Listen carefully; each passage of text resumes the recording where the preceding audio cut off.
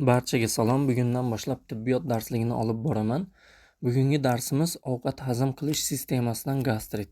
Gastrit eng ko'p uchraydigan kasalliklardan biri bo'lib, oshqozon shilliq qavatining yallig'lanishi, ya'ni kislota ishlab chiqarishni oshishi natijasida kelib chiqadi. Kislota ishlab chiqarishni oshishi shilliq qavatni tirnashi, eroziyalari yoki yaralarni paydo qiladi.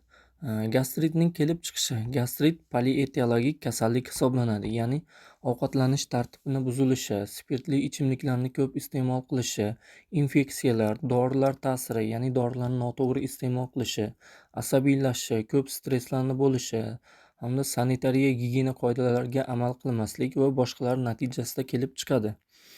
Gastrit ikki turga bo'linadi: o'tkir gastrit va surunkali gastritlarga bo'linadi.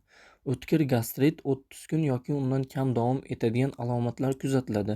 Buning klinik belgilari: qorinning yuqori qismidagi og'riqlar, ko'ngil aynishi, qayt qilishi hamda og'izda noxush ta'mni paydo bo'lishi, umumiy holsizlik va rangparlik kuzatiladi.